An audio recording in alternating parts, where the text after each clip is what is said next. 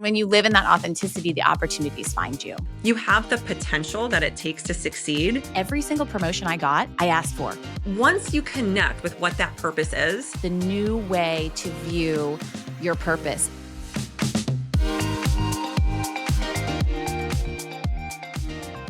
Welcome back to I Can Fit That In, the show where we explore what it really takes to lead, live, and communicate with intention. Today's guest is someone who knows exactly what it means to own the room, whether that room is a live national broadcast or a high-stakes boardroom. Lynn Smith is an award-winning media and communications expert with a 15-year career as a national news anchor across networks like Today, NBC News, MSNBC, and CNN Headline News. She's interviewed world leaders, delivered breaking news to millions, and built a career around clarity, presence, and poise under pressure. Now, Lynn brings that same mastery to the business world, working with global thought leaders and executives at billion-dollar companies to transform how they communicate. Through her company, Lynn Smith Media and Communications, she helps high-level professionals speak with confidence, deliver with impact, and become the kind of leaders that people actually listen to. She's also the host of the award-winning podcast Stroller Coaster by Munchkin and the author of the upcoming children's book, Just Keep Going, a beautiful message about grit and resilience for the next generation. Today, we are talking about how to unlock your authentic voice, why presence is more important than polish, and how to communicate in a way that actually moves people, whether you're speaking to a team, to your child, or a stadium full of strangers. So let's dive in. Lynn, I am so excited for our chat today. Oh, Erin, I love your podcast. Thanks for having me. Yeah, I'm so happy you're here. So you and I have had the pleasure of starting to get to know each other this year, which I am grateful for because Same. I know for one, I really love your newsletter. Like, I think that your content it's so well written, but it's also just really insightful. And it's not too long. It's very crisp and it's very informative for people like myself, a high performer, a high achiever, someone who is visible in the world and shares a lot on social media and wants to do so in a way that is always authentic. So I think that your newsletter gives people so much information and insight. So thanks for doing that. Thank you. And actually, just a little hack on how these newsletters come to life.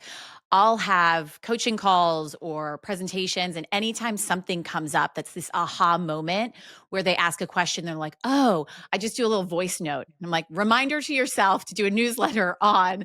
And it's because those are the micro moments that happen within coaching calls and moments with executives where they just get that light bulb moment like, oh, it's that simple. Okay. And I just want to share it with my audience. Yeah, that is such a good point to make that little note. And like for me, it's like in my journal, I have to come back to that. I can't do it right now, but I'll come back to that. So thanks for that tip.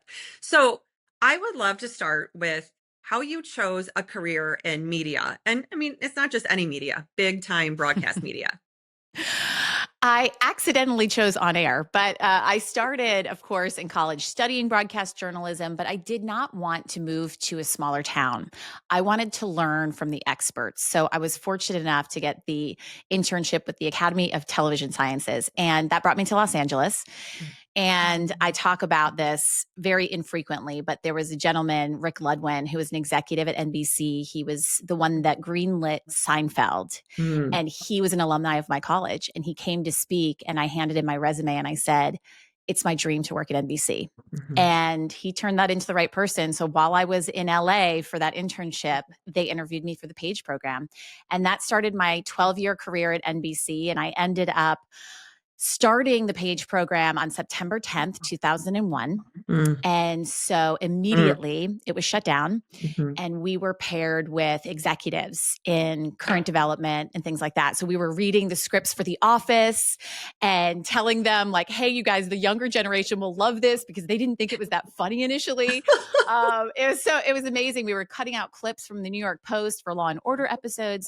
And eventually I landed in the office of the president and had the opportunity to make the jump to New York as he took over for all of NBC. And that came a crossroads of having the opportunity to go become a producer at Today and then an online correspondent when my executive producer said to me, listen, have you ever thought about doing this on air? And I'm like, I have, except I didn't want all that came with it. And Yeah. so when you, and this is such an important point to your audience because you live in this, Erin, every single day, and it's why your brand has been so successful. But when you live in your authenticity and you set boundaries very early and you say, like, I want to learn from the fish that are making it, not the fish that are falling behind, right? Yeah. And when you live in that authenticity, the opportunities find you. Oh, I love that so much. And we know what really relates for me is having had a career in New York City on Wall Street. I remember being so young, but taking those bold steps to Mm-hmm. say, I want to work in New York. My first job out of college was with Reuters, and I knew they had a headquarters at Yeah. 2 Times Square. And I just thought, as a girl from St. Louis, the number one thing, if I could get a job with a company that has an HQ in New York City, I will get there. And I don't Yeah. know what it's going to take, but I will make sure that I am there. And within a year, there I You made it. was. But I Mm-hmm. asked for it, right? I blatantly Yeah. said, this is what I want. This is why I want that. And then how can I get there? And people will help you Yes. as long as you're driven and you have that ambition and you show that you have the potential that it takes to succeed. You're going to get those opportunities and people are going to want to help get you there, right? Here's my next newsletter, actually, because I was Yeah. having this interview with executives yesterday where I was encouraging them, like, now you've been trained in thought leadership, like, put your name in the hat to get on the bench to do industry events. And he said, well, I'm just kind of waiting for them to come to me. Mm. And I was like, listen, you are a successful executive. They picked you for this thought leadership program for a reason. Now you're there. Why are you not raising your hand? And that's a really important point for everyone listening because Yeah. you did that and you saw what it did for your career. But there are a lot of executives out there that are like, I want to be picked. I want them Yes. to say, I want you. When in turn, I shared with this particular executive, I said, every single promotion I got in television, I asked for. Not a single one did it ever come to me and say, hey, we want to make you weekday anchor from weekend. I was like, no, I've been a weekend anchor for 5 years. I've shown you what I can do. Put Right. me in, coach. And that's how I got to weekday Yes. every single time. That is such a great point. I mean, I feel like you just gave gold right there because especially people who get to a level in their career where they think that people should want to come to them. They I should know. want to pick them, right? Look how esteemed I am. Look at my credibility. Look at my resume. Look at all the great things I've done. Look at all these accolades. You Yeah. should find me and want me. And it's like, no, you need to make yourself visible, right? Advocate for yourself. Yep. Yeah. No one else will. Oh, that's so great. Can't wait to read that newsletter, by the way. It's coming soon. So you had this incredible career in New York on air at this point of what you just described. And then you ultimately chose to move you and your family down south and to walk away from that part of your career because it is just a Mm-hmm. part. Mm-hmm. But walk us through that decision and ultimately through that redefinition or redefining of success for you. Yes, as we all know, once we become mothers, our whole perspective changes. So, my career up until that point in my 20s and 30s, it was overnight shifts and weekends and 7 days a week and 15, 20-hour days. And I didn't think twice about it because that's all I was conditioned to do. And then I had 2 beautiful baby boys that needed mom. And I felt like the news business was changing dramatically at the same time. So it was a perfect storm of doubt as to whether or not my purpose was still being fulfilled in this position and all the reason to question what I was doing outside of the home and needing to be home more. So I was a morning anchor. I was not home in the morning. So my 4-year-old at the time, when I would be putting him to bed, he'd say, are you going to be home in the morning? And I would have to say no. And then in my typical mom guilt fashion, we created this sort of thing between us where I would draw him a picture of anything that he would ask for the night before. So it would be like me 3 o'clock in the morning drawing these elaborate pictures like of a fire truck with spaghetti coming off of it. And I still have all those pictures actually. And he looks at them too and he remembers that time. And I just thought, for what, right? For what am I doing this for if it's not bringing me this immense sense of purpose? I didn't feel like I was helping people. And if you watch the news, you probably feel the same way. This isn't helping anyone.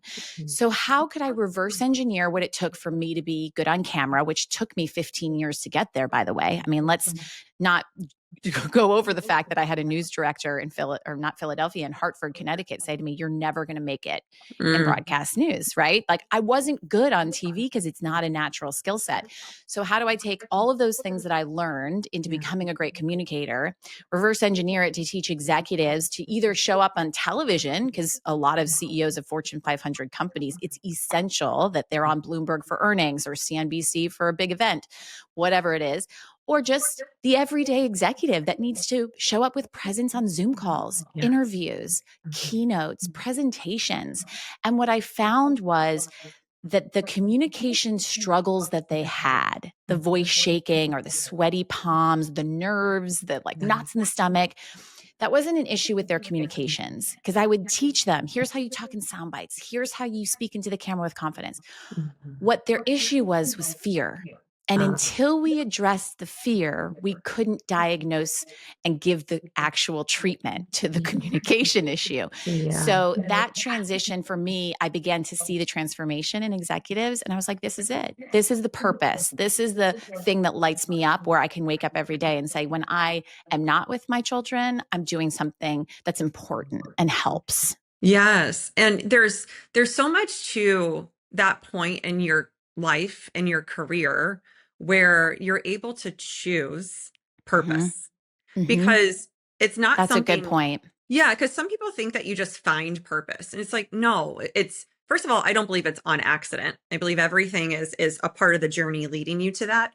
But then it comes down to a choice, because once you know, okay, this doesn't light me up in the ways that I know it could. So what is it that I can do to reverse engineer, like you said, or to shift my skills in a way that I am adding value to humanity and I'm bringing more of my authentic self to the work that I do. Like that Hmm. is the game changer when it comes to how do you actually serve with purpose. And I like my belief is that serving humanity is what we're all here to do. We do it in so many different ways, right? I mean, down to someone who chooses not to work and to raise their family, like that is Hmm. serving humanity. Like you're growing human beings to deliver them to the world as great adults. And that's your purpose every day. Your purpose to help people communicate better and clearly and authentically and to be themselves on camera, right? Hmm. My purpose is to help people lead more fulfilling lives so they show up better everywhere they go in life. And once you connect with what that purpose is, then you can build a business around it. And I think that that's a really cool thing. So walk us through little bit about when you first really were like, okay, I know what lights me up. I reverse engineered. This is the work I want to do. What did that look like for you to start to create a business around it and then to start to put that out there and make that visible as your offering?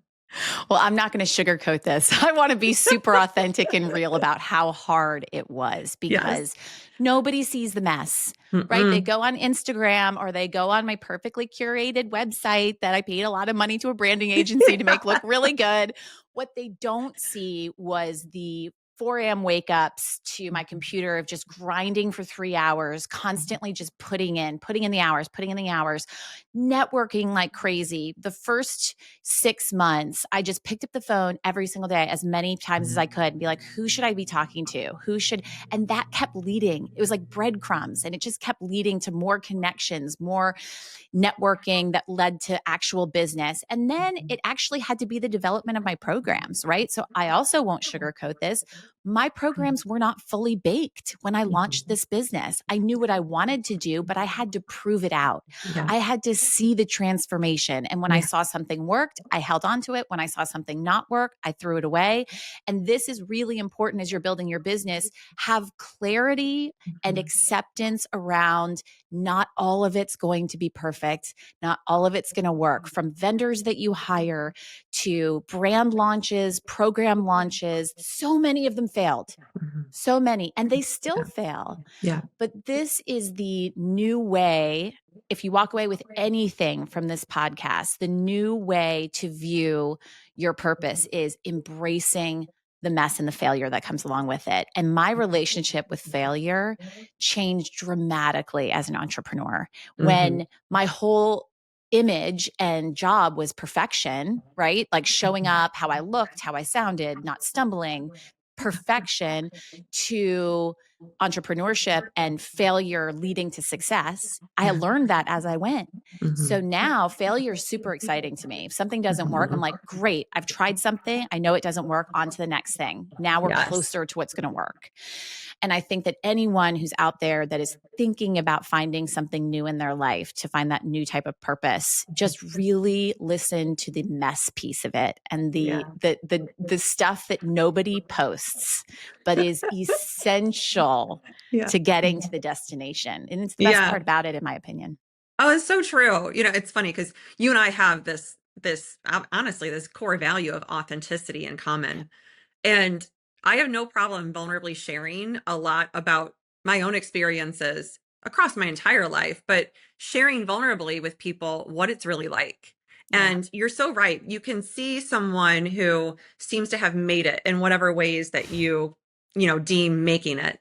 And think, gosh, like, wow, they have it all. They've done it and they're so successful. And I want that. And I don't know about you, but I've had a hard time and I've struggled a little bit over the years as an entrepreneur with a lack of authenticity. And so I have Mhm. seen blogs I've written get ripped off. I've seen programs that I've run and people take content and then start a coaching business. And I'm like, no, but you don't understand. It's not going to work because it's not original and Yep. authentic for you. That's It right. works for me because it's mine. Like I Hmm. created that from my heart and my soul. Yeah. So, actually, this is a good question for you, given your expertise and what you do. But what do you see happening in the world of things like AI and how people are, Mm. using tools, maybe not for the betterment of themselves and society, but using them to cheat? Yeah. I'm Yeah. actually writing a piece about this right now, Uh-huh. about how there's one skill that AI cannot replace, Mhm. and it's your presence. Yes. It's the energy that you show up with when you walk into a room. Mhm. It's the way that you communicate what Claude may have written for you.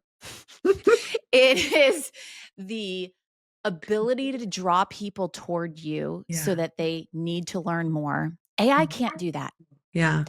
So while we could call it cheating, we could call it hacking, we could call it, smart because it's making you more productive, whatever it is, Mhm. the only thing it can't do is replicate the human presence. And I call Yeah. it your presence capital. And Mhm. this is what's so fascinating. It's probably the last thing people invest in. They're Yeah. investing in marketing and sales and all of the things to grow their business. Right. But as we know, a business cannot grow without that capital. Why Mhm. are we not investing it in our presence? It's like Right. this afterthought. And I think it's because we aren't taught this in school. We're Mhm. taught grow our business, grow this, grow that, but we're not talking about growing ourselves because we're the reason people buy, Yeah, right? Like no one's exactly. going to be a better salesperson than you because they want to Right. buy from Erin. Right. Like, Right. and I felt that way the first time we got on a call, as far as we weren't buying from each other, but we both are Yeah. from the Midwest. So that's Yeah, the first thing. Right. So like exactly. there's a difference in Midwestern people of like, there is just this authenticity. There's Yeah. this sort of like kindness and warmth that you instantly feel with someone. And that's not going to get lost, in my opinion. Although I have no idea. I might be eating crow in like 1 month because AI is going to change everything and create me an avatar. But if there's one thing that seems to be evident, Yeah. is that's not something it can replace. Right. Oh, so agree with you. And who knows what's going to happen. I try not to hold on to it too much, but I do use AI as my intern and I have found it very helpful for various tasks. So it is a great invention. It's just that lack of authenticity piece, the lack of originality. Look, that existed even before AI, when people do rip things off. But I think that it's almost a form of flattery. Hey, if my stuff is that good, that it resonates with you so much that you feel like you need to make it yours in some way, shape, or form, then you know what? Go for it, right? It is Yes. copyrighted, so don't do too much with it, but go for it. Do what you want. So I have a question for you. You talked a little bit about your family and obviously redefining success and, moving out of on-air media, starting your own business, literally moving out of New York, and some of those decisions and choices that you've had to make to stay grounded and stay centered in what matters most to you. Hmm. So this day and age, what is it that you choose on a daily basis that are your rituals for grounding and for staying present and for really bringing your full self to whatever it is in the moment that you're bringing it to, whether that's work, your family, yourself? I wish that I had this really beautiful like routine and I was very thoughtful throughout the day. But come 7 a.m. to 9 p.m., I'm a typical working mom that it's Yeah. every minute of every day. I wish I stopped for 5 minutes and meditated because that's what we're told we used to do. I don't do that, but I do have one non-negotiable, and it's the Hmm. time between 5 and 7 a.m. So I Hmm. wake up early to have 2 hours of my day. The first hour to come into my office, it's still dark outside, no one's awake, no one's emailing me, and I put on headphones and I put on like really amazing, just like frequency music. Like I just Yeah. love that kind of stuff where you Ooh, just are binaural calmed. beats. Yeah, like that kind of thing. Yeah. Not to get all woo woo, but it's just like super calming. I don't have the attention span for meditation. I've tried over the years. Yeah. And then I do write down the three things that are my big rocks Yeah. for each quarter. And then I Mhm. write down the emotions that I have surrounding those. That's Yeah. something that I've picked up in just intention setting and things like that. Yeah. And I go through my day and I write out every single thing from what I need to do to my schedule for the day. And it's Mhm. a level set. Clear my inbox. I believe in inbox zero. If you follow Yeah. the iOS or the entrepreneurial operating system, Yes, EOS, EOS. Mhm. inbox zero is huge for me. And then by 6 a.m., I'm ready to get my workout in. And once I've done that, those 2 hours are such a non negotiable and it sets the day for what it is, which is complete chaos. Because if Yeah, I pretend that it absolutely. was anything else, it drives me nuts when I'm like, take Yeah. 5 minutes in between meetings and meditate so that you can reset. I just don't have that kind of time. Right. So that's the only non negotiable I have. Well, it's really what you just did is described how you ritualize your mornings, and ritualizing your mornings is very intentional. And so, while a meditation or a pause in the middle of the day might also be intentional, you're just packing that into your morning, right? So, you don't Mm-hmm. need it throughout the day because you've Yep. already set yourself up for success in a way that feels really aligned for you.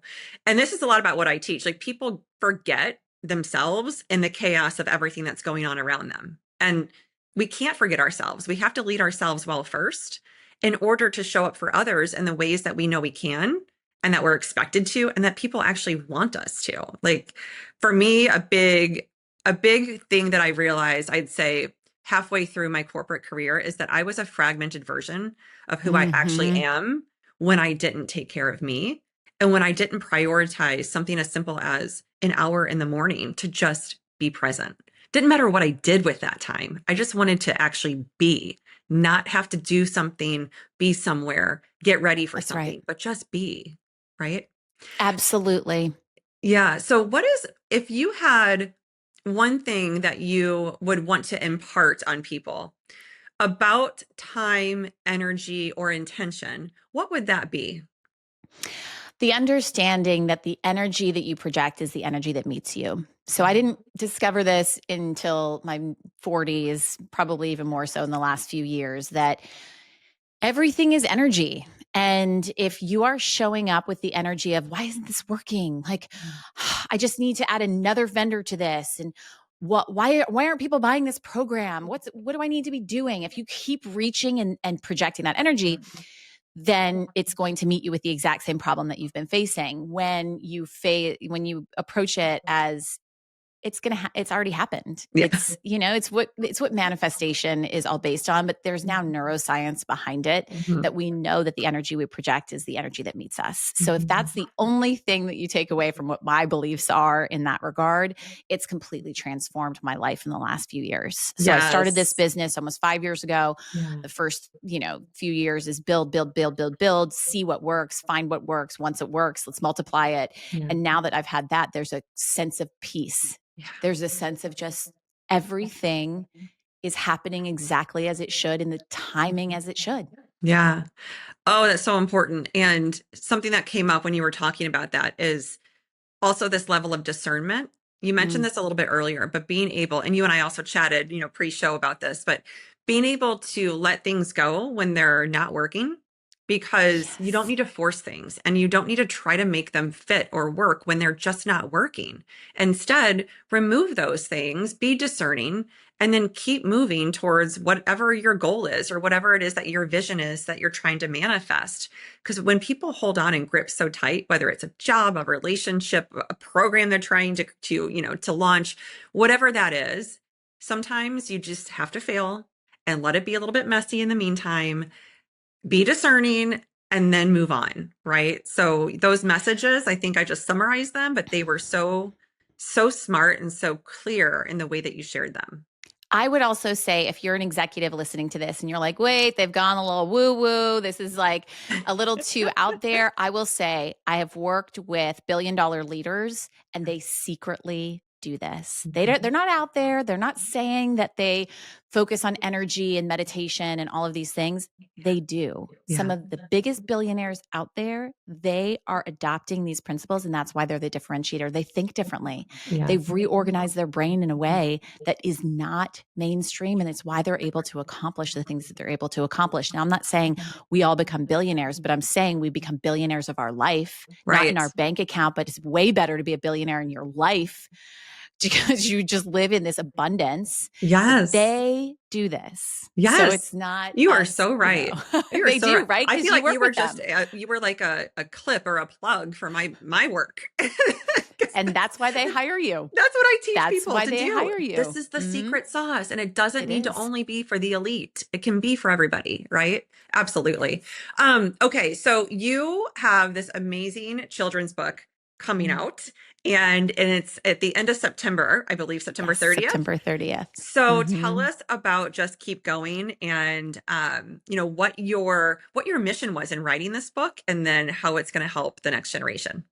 Well, the three words "just keep going" was born from a really, really challenging time in my life. It was probably the lowest that it ever been. I'll tell that story at some point. But I just got a text message while I was in that low time from one of my really great friends from college. And it simply said, just keep going. And it was just what I needed to hear in that moment. It's like, just put one foot in front of the other, just keep going. And it was my bellwether for everything in my career when I became a mother and how challenging that can be. And all as I transitioned into entrepreneurship, just keep going, just keep Yeah. going. And then when I began working with executives and I realized the thing that's holding them back is fear Yeah. of failure, fear of getting it wrong, fear of Mhm. being stupid. And it's born from our childhood, right? We're taught get the best grades, Yeah. get first place, stay still, behave. We are ingrained with perfectionism. So is it any wonder that when we get to be successful, we're still wrought with perfectionism?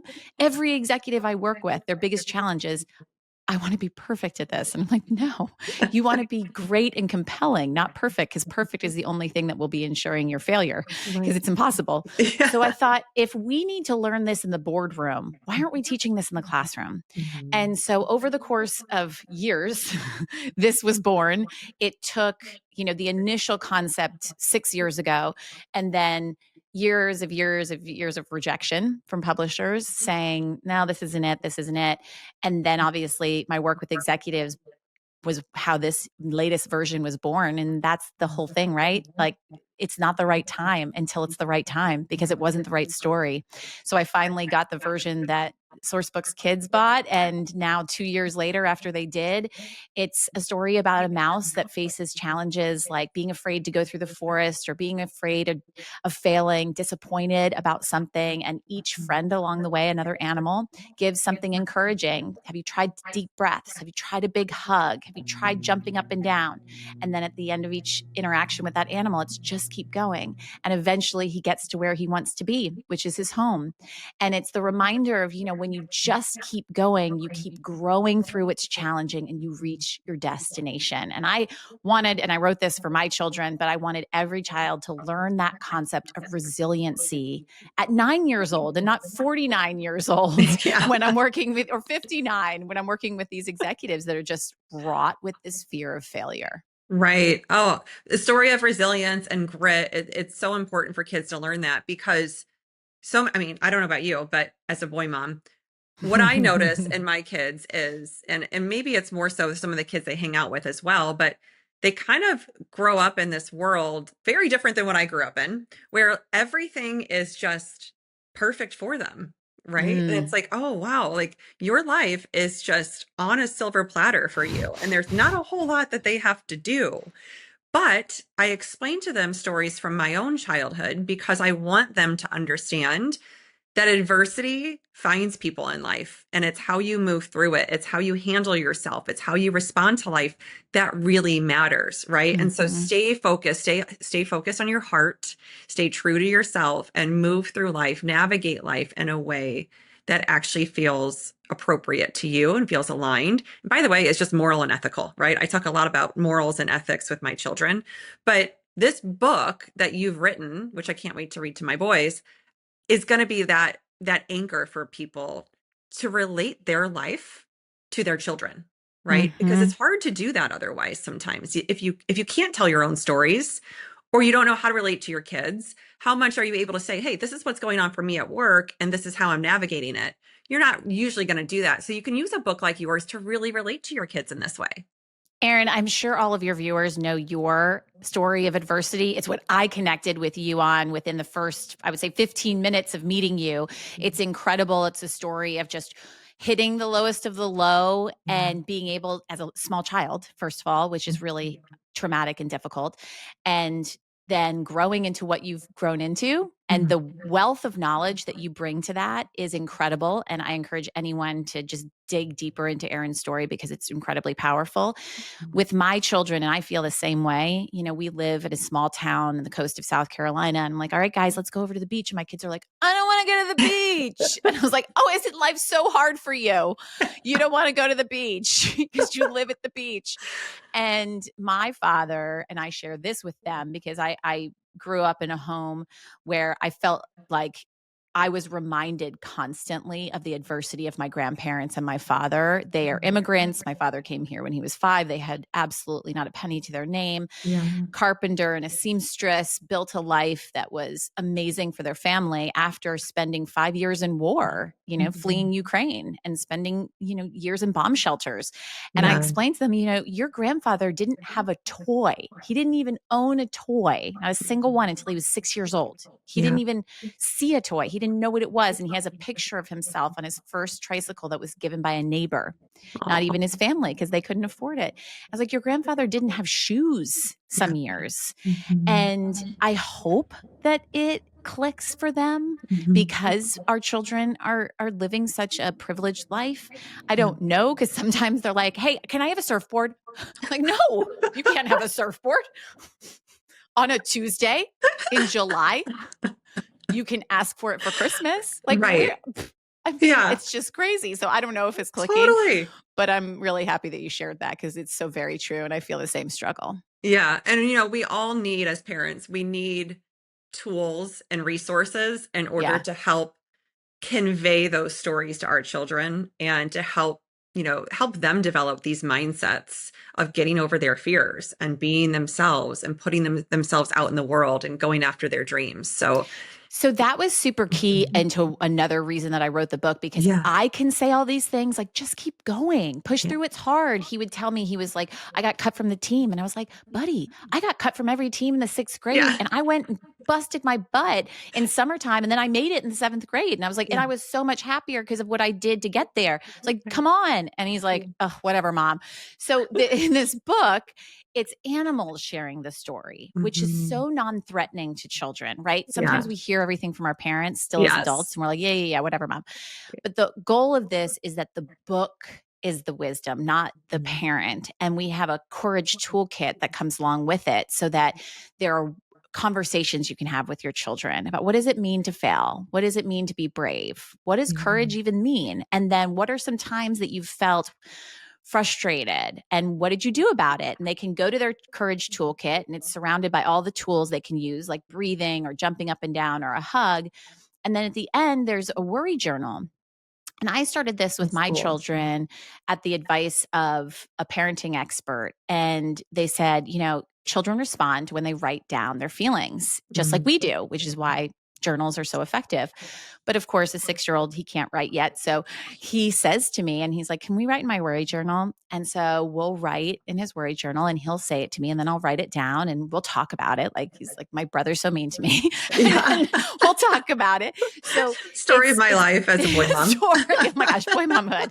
We could write a whole book about that. Yeah. But it's just a way for us to be able to instill these messages, not only to our kids, but to ourselves, right? I'm coaching these leaders and they're struggling with these messages. I'm struggling with these messages. We're wired this way. We're wired for worry. So we need these reminders, even as grownups. I hope it Yes. resonates with people. Oh, absolutely. That's so beautiful. So I would love for you to share where my listeners can find you because, first of all, you have to sign up for her newsletter. Secondly, I'm sure you're going to have some people who want to work with you.